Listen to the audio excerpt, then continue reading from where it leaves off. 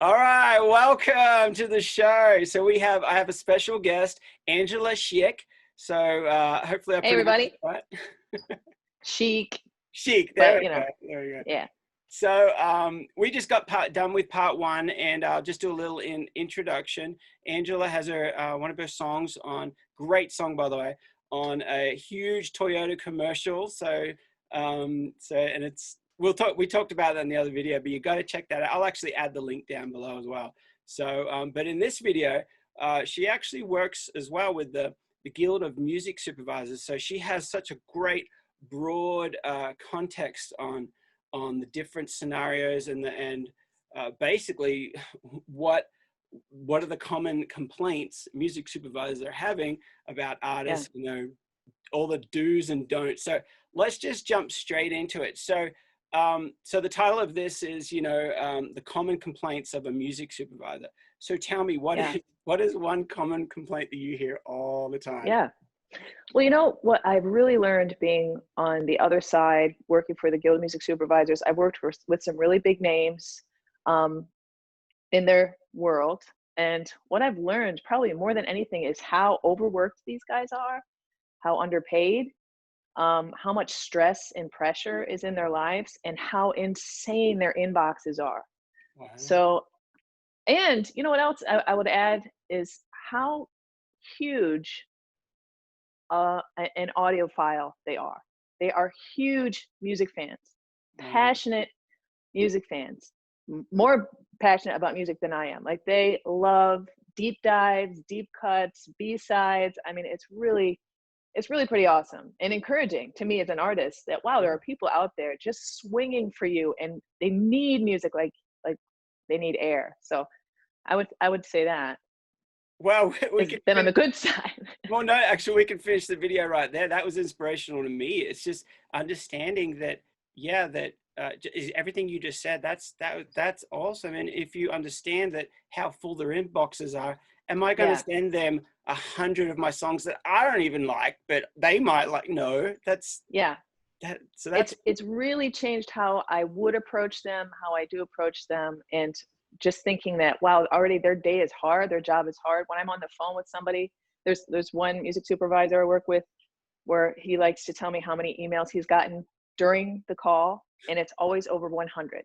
Are you So just serious? imagine your inbox, and they are constantly putting out fires. Like their job is to be moving forward with production and making team A happy with team C. They're in the middle, So it's crazy. Their inboxes are crazy. So I would say before you send them anything, I mean, they love discovering new music, but before you send them anything, it's not a demo.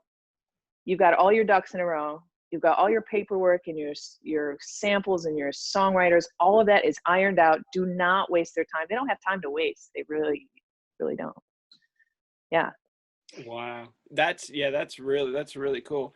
And I guess a lot of the people in my audience would be wondering, well, okay, well, obviously I'm not going to send, okay, so if I get all my ducks in a row, that means like probably one stop, which anybody who doesn't know, maybe look that up. And, it just means that you can clear everything. You can say, yes, go ahead, Yeah. license it now. Yeah, you can, instead of Well, having, I would even say one stop doesn't mean to a music supervisor what it means to you, because like to me, I used to think one stop means you can have three co-writers on a song, but we have a contract.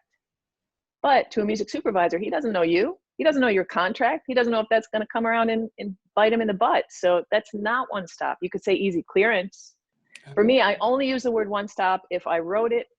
I used every sound was mine or something that was free, clear, like I used a synthesizer and the sound was in the synthesizer and I produced it myself, like no worked for hires, then I would call it a one stop.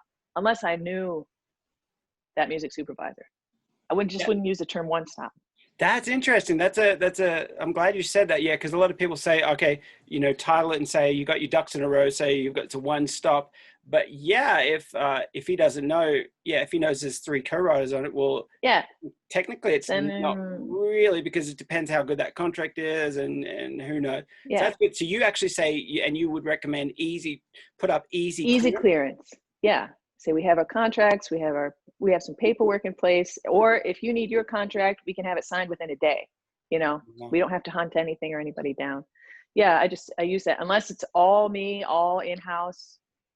I say Yeah. easy clearance. Gosh, that's a great tip right there. For anybody who's trying to get their music to the music supervisors, that's a great tip. That's really cool. So how would an artist okay, so if you're an artist and you've written this song and you love it and it's really good and you want to get it to a music supervisor, what would you suggest is the best way, or what's a way you Yeah, definitely shouldn't? yeah. Okay. Do not blast them with a just a copy paste email where you haven't done any research, don't know what project they're working on, and you just send the same email to 50 people. Do not do that. That gets deleted. That doesn't even get read. But I would say if you do, first of all, I would say go through a library. They are going to go there first. They send briefs out to them. They're a trusted source. I think libraries are worth their cut usually. And I have my tracks in a variety of libraries. So not all eggs in one basket. And that's kind of the way that I've done it. And then the libraries that get work for me, I put more songs in there. But if you're gonna cold email a music supervisor, I'd say pick one song. Don't even do three. Pick one song, and keep in mind they're gonna skip right through that.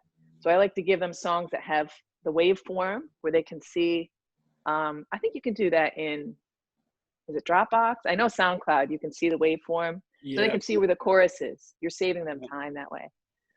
Target it to a project that you know they worked on or are probably coming up again, like season 2, they were the music supervisors, so maybe they're working on season 3. Now, how would you suggest, or is there any websites for people who want to try and find out what are they working on? They might, yeah. How would they find? Yeah, it's tricky. It's tricky, but IMDb helps, and I find stuff on Variety, like Hollywood Reporter. They're letting you know what shows are coming up or are being renewed or That's not. great. That's a good tip. Yeah, Yeah. that's really good. Yeah. And then the other thing I would say is you want to be treating that song like an artist project as much as possible. So release it, put it on Spotify, make a lyric video for it, put it on YouTube, put it on all the platforms, and share it with your friends and your family, and try to get plays and traction, and put a press release out, and have, you know, even your local paper cover it, just so that it looks like something's happening and you're working hard, and it makes it more discoverable for them. Does that make sense? That's a good tip too. Yeah, yeah, because then it looks like, I guess they're discovering someone and they're like, this is the next big artist, you know, and I'm discovering them. So it's Yeah, yeah, they love that. yeah, especially if they love music so much, then that's you know, I've heard that a lot. And obviously, if you're going to be a music supervisor, you listen to music, and your whole life is about music. So Yeah. you've got to really like it. So. Yeah, I think, and it's really about just a great song. That's what gets them more excited than anything. Like I follow Rob Lowry. He's a big music supervisor. I follow him on Twitter because he was an education major, and he does these nice Q&As where you can ask him questions about music supervision. So he's a great person to follow on Twitter. But he just had a shout out to an artist that he placed in one of his projects, and I looked at that artist. They had 86 followers on Twitter. So I think don't worry if it's just you and your mom and your aunts following you on Twitter. Like, if you have a great song, it doesn't matter. Treat that song like it's gold and share it with your home base, and yeah, just treat it like it's your baby. You know, don't make it look like it's in a can and you're Right. just waiting for some supervisor to rescue you. I don't know. Right. Yeah. Yeah. You don't want something that's so on the nose. I always tell people too that, you know, if you're creating a lyric, you know, it's you can't be right on the nose, you know. So it's kind of like, you know, it's the same. You know, you're creating it. If your whole goal is to write a song for the placement, unless you know what you're doing, it can be a bit tricky. You know, if it's not authentic. And I've done so many songs before in the past where it's like tried to do country or something that I'm not good at, and it doesn't come out. It just drops flat because it's not me, you know. So And I've just seen firsthand that music supervisors' ears are not the same as my ears, and they smell that stuff. I think we all do. You can yeah. smell it if it's not authentic, right? But they really do, because that's all they do is listen to music. And they're looking for you to do what you are passionate about and what you do best. And I've just seen over and over again, if somebody plays a track and I hear it and I think that piano's out of tune and it's like not going anywhere, and the music supervisor will say, "Oh, that sounds great in a haunted house track." Yeah. Yeah, what? I don't think like that. Yeah. Yeah. In a haunted house scene, you know. Yeah. Yeah. Yeah. Yeah. Yeah. Yeah. So yeah, That's find your cool. lane and just go for it. That's Just sit in that lane. So if some people might be asking, well, what is the Guild of Music Supervisors? yeah, What do you do there? What's your I know yeah, you run some awesome events. yeah, yeah. They've run me actually, I think, but I'm the executive manager of the Guild Music Supervisors. So I am serving the president and the vice president, and those roles switch every 2 years. So I've had a few bosses through the guild. So I help them with events. They get approached a lot to go to see screenings of shows and to have showcases for artists. I mean, they're getting wined and dined all the time. So I'm kind of helping to filter that and decide, okay, what's more predatory or what's really a good opportunity for our members. But really, the Guild of Music Supervisors, our goal is to advocate for music supervisors, to work for them to make sure that they're getting paid well and that they have what they need, that they have support, that they have community, that they have educational opportunities to continue to get better at their job and to run the small businesses that are their companies. So those are the members. Members are music supervisors, people who work in the music supervision field. But we have I guess you call it subscription, which is called Friends of the Guild. And that's for people who make music. So that's how I got started with the guild, is I became a friend of the guild. That means you get privy to their newsletters, you're invited to most of their events, and you're just really, the goal of being a friend of the guild is to build relationships with these people, to become a trusted entity. If you show up at an event with your business cards expecting you're going to push your your hot mixtape, it's not going to go well. It's not They'll going to go well. smell But you a if mile you, away. they will totally smell you, and it's just like they get that so much, you know. But if you go there and you're a nice person and you can talk about surfing, or you can talk about the artist that you're excited about and something other than yourself, you know, for 10 minutes, you can really start to build relationships with people. And eventually it can come around where they need exactly what you've got, and you can start a working relationship. So that's what the guild does. Yeah, right now we've really moved a lot online, like everybody else, you know. So we've been doing Zoom panels where we have the production team for All American, for example. We'll have the music supervisor and the showrunner, a couple stars, and they're just talking about the business and the music that they use. It's really cool. It's really, really cool. And you learn a lot. They have a huge resource on their YouTube page that just is under-tapped. Like, people have not discovered that yet. Really? What's So I that? would say check that out. So where is that? Where is that? Or That's youtube.com/Guild of Music Supervisors. They have had a GMS conference for 5 years, and Thomas Skolovich was really in charge of that. He's a big music supervisor. He's done Better Call Saul and Breaking Bad. So he made sure every one of those panels was taped, like professionally recorded in audio, and he releases them a few at a time on YouTube. So I mean, wow, it's great stuff.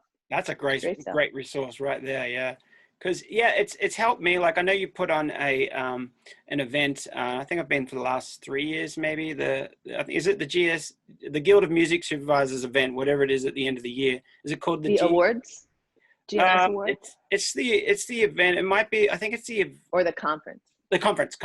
Yeah. The conference is usually in September, and that's 1 day of just packed full of panels. Mm-hmm. And it's probably around 500, 700, 800 people go to that.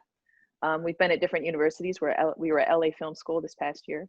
And then the Music GMS Awards is our biggest event. We sold out the Wiltern this past year, or it was really close. It was probably 1,200 plus people there in Wow. February, right before Corona hit. It's the last hurrah. Just packed. It's the largest collection of music supervisors in the world on Wow. that night. And now is that free, or not free, but is that open to, or is that you have to be a member? No, you don't have to be a member. I believe there's a general admission, but tickets are pricey, and there's a $100 discount for Friends of the Guild to go that night. And the Friends of the Guild membership is $100 a year. So right there, you get your membership basically. But that's a big schmooze fest. Like, just we're awarding great works in work in music supervision, and they have different categories like trailers, video games, ads, television, film. What am I forgetting? There's 7 documentaries. So awards given out to all those categories, and the musicians that were placed, they perform live. Wow, yeah. So it's pretty cool. Well, Regina Spektor played last year. Who played? Regina Spektor. Oh, she's awesome. And Lola Marsh is a band from Israel, I believe. Oh, wow. Performed live.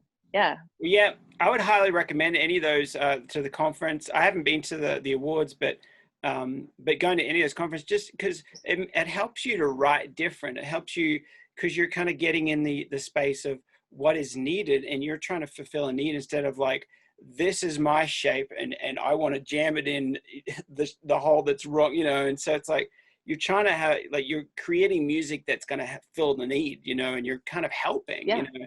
And so I recommend it for anybody, just to kind of sit there and don't even worry about all the, you know, networking is always great, of course, but don't worry about, just go to the learn, you know, just soak in, because it's going to make you better, you know. And if you I think it all works together. Yeah. Yep. You can be learning how to just be better at this and what they're looking for. And also, relationships go a long way. I'm here in LA, they definitely go a long way. So that's right. Awesome. Hand in hand. Well, awesome. Well, I guess we can wrap up. And gosh, you've shared. Thank you so much for coming on the show, and you've shared so many great little tips and tricks for people who trying to get their music placed. You know, and obviously you have experience and credits for that. You know, I'll put the link in below of the Toyota commercial it's really cool. And thank you. But thanks for having me, Steve. This is great. No worries. Now, how can anybody hear any of your other music? Do you have any? What's the best way? Yeah, I'm on most platforms just as my name, Angela Sheik. That's ANGELA SHEIK, and I'm on Twitter and Instagram, Facebook, SoundCloud, what was it? Spotify, all that stuff. MySpace? Probably. I wonder what picture is on there. Yeah. That was a while ago. Yeah, it was a while ago. Well, thank you. Thanks again for coming on the show. And we definitely have to have you back, and we should dive into some real deep kind of production kind of tips and that kind of thing. And I love that. Cool. Yeah. So, love talking shop. Thanks again. Steve. And we'll see you next time then. Take care. See ya. All right. See ya.